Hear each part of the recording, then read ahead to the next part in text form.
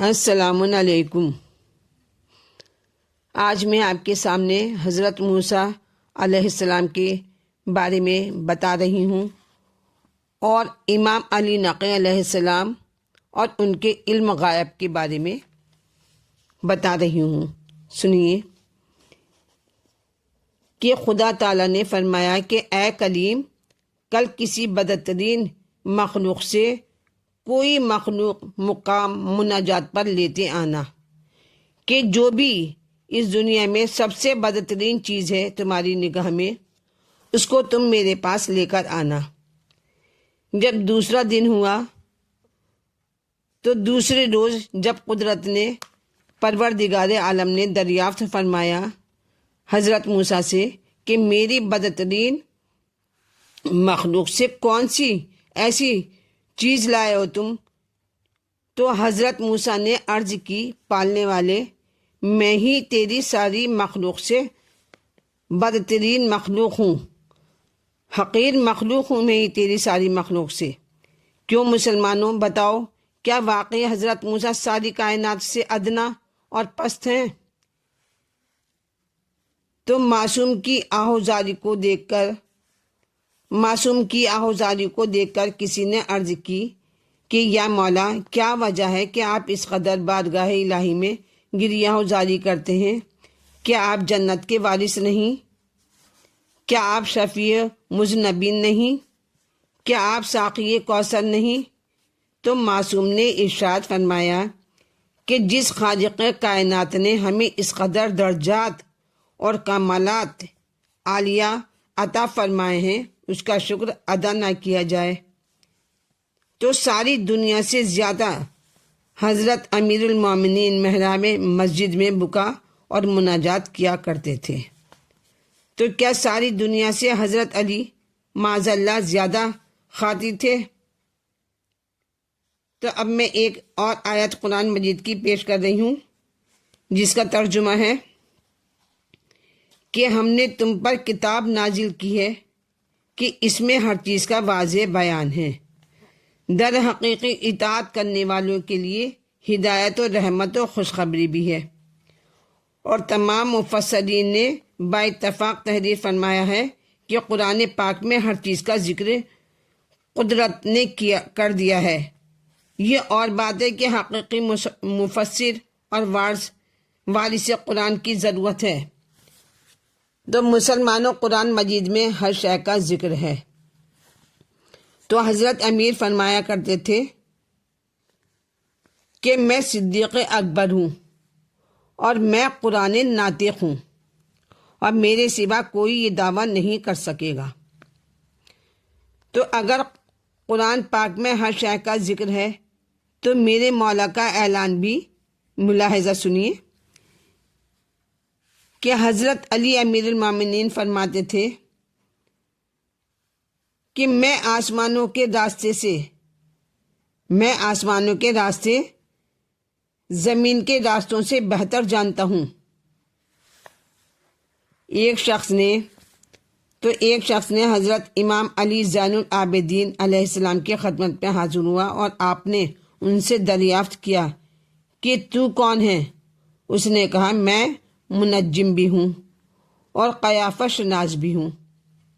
تو حضرت نے فرمایا، کیا میں تجھے ایسے مرد کا پتہ بتاؤں کہ جتنی دیر تجھے میرے پاس گزری ہے اتنی دیر میں اس نے 14,000 عالموں کا 3 مرتبہ دورہ کر لیا ہو، جن میں سے ہر عالم اس دنیا سے بڑا ہے، اور وہ مرد اپنی جگہ سے بھی نہیں ہٹا۔ اس نے دریافت کیا کہ وہ مرد کون ہے؟ تو حضرت نے فرمایا، وہ میں خود ہوں۔ اگر تو چاہتا ہے کہ میں تجھے بتا دوں کہ تو نے کیا کچھ کھایا ہے اور تیرے گھر میں کیا ذخیرہ ہے تو مان لے گا؟ تو اس نے کہا، جی۔ اس پہ ایک ربائی سنیے کہ ایمان کے لیے عرض کرتا ہوں، سنیے فرشتے در پر سلام کہتے ہیں، فرشتے در پر سلام کہتے ہیں، کبھی کبھی نہیں ہر دم مدام کہتے ہیں۔ فرشتے در پر سلام کہتے ہیں، کبھی کبھی نہیں ہر دم مدام کہتے ہیں۔ نبی کے بعد جو مشکل کشائے عالم ہوں، نبی کے بعد جو مشکل کشائے عالم ہوں، ہم اپنی اصلاح میں اسے امام کہتے ہیں۔ تو امام موسیٰ کاظم علیہ السلام کا ایک واقعہ ہے کہ ایک شخص نے ایک صحابی کے ساتھ 100 دینار حضرت امام موسیٰ کاظم علیہ السلام کی خدمت میں بطور نذرانہ پیش کیے، اور وہ اسے لے کر مدینے پہنچا۔ یہاں مدینے پہنچ کر اس نے سوچا کہ امام کے ہاتھوں میں دیناروں نے تو جانا ہی ہے، یہ دینار مولا کے ہاتھ میں تو جائیں گے، اس لیے لہٰذا انہیں پاک کر لینا چاہیے۔ تو وہ کہتا ہے کہ میں نے ان دیناروں کو جو امانت تھے شمار کیا تو وہ 99 تھے، اور میں نے 1 دینار اپنی طرف سے ان میں ملا کر ان دیناروں کو پورا کر دیا۔ اور جب میں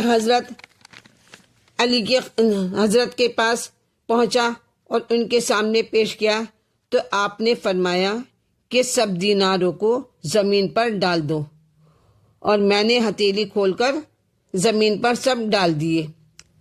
تو آنے جناب نے میرے بتائے بغیر اس میں سے میرا وہی دینار جو میں نے ملایا تھا نکال کر مجھے دے دیا، اور فرمانے لگے کہ بھیجنے والے نے عدد کا لحاظ نہیں کیا بلکہ وزن کا لحاظ رکھا ہے جو 99 میں پورا ہوتا ہے۔ ان واقعات کے ہوتے ہوئے کون انکار کرے کہ ائمہ طاہرین غائب نہیں جانتے تھے؟ تو مسلمانوں، کائنات کی لاکھوں غائب چیزیں معصوم کے سامنے اس طرح سے ہیں جیسے ہاتھ کی ہتھیلی کے مانند ہوا کرتی ہیں۔ تو امام علی نقی علیہ السلام اور ان کے علم غائب کے بارے میں اسحاق بن عبداللہ علوی حضرت امام علی نقی علیہ السلام کی خدمت اقدس میں حاضر ہوئے، اور امام علیہ السلام نے انہیں دیکھ کر فرمایا کہ میں جانتا ہوں کہ تمہارے باپ اور تمہارے تمام چچا کے درمیان کیا زیر بحث ہے کہ یہ سال کے وہ کون سے روزے ہیں جن کے رکھنے سے بہت زیادہ ثواب ملتا ہے۔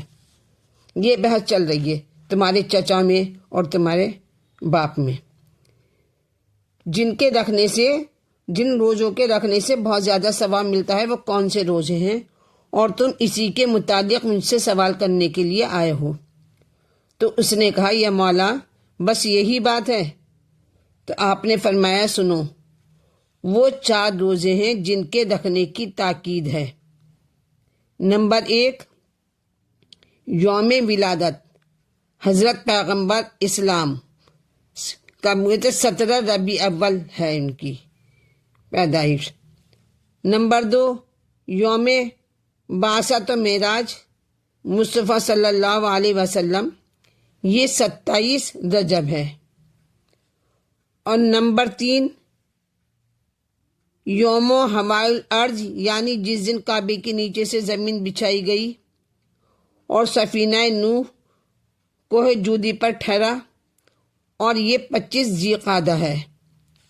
اور نمبر 4، یوم غدیر، یعنی جس دن حضرت رسول خدا صلی اللہ علیہ وسلم نے حضرت علی علیہ السلام کو اپنے جانشین ہونے کا اعلان فرمایا، اور وہ 18 ذو الحجہ ہے۔ اے عبداللہ، ان دنوں میں سے کسی دن بھی اگر کوئی روزہ رکھے تو اس روزے کی برکت سے 60-70 سال کے گناہ بخشے جاتے ہیں۔ تو تعجب کا مقام ہے کہ سینکڑوں ایسے واقعات معتبر کتابوں سے فرمانے کے باوجود مسلمان لوگ کس طرح محمد والے محمد کے علم غائب سے انکار کر جاتے ہیں۔ اگر کوئی یہ فرمائے کہ ائمہ طاہرین علیہ السلام ایسا غائب نہیں جانتے تھے جیسا کہ باری تعالیٰ پروردگار عالم جانتے ہیں، تو اس سے کسی مسلمان صاحب ایمان کو انکار نہیں ہے، کیونکہ وہ خالق ہے، پروردگار وہ خالق ہے اور یہ اس کی مصطفیٰ و مرتضیٰ مخلوق ہیں۔ وہ دینے والا ہے اور یہ لینے والے ہیں، اور یہ عابد ہیں وہ معبود ہے، یہ ساجد ہے وہ مسجود ہے، وہ رازق ہے اور یہ مرزوق ہے۔ بے شک محمد والے محمد علیہ السلام ساری دنیا کے مشکل کشا ہیں، مگر اللہ تعالیٰ کی برگزیدہ مخلوق ہی تو ہیں۔ ان کے بارے میں ایک ربائی سنیں، چھوٹی سی ربائی ہے۔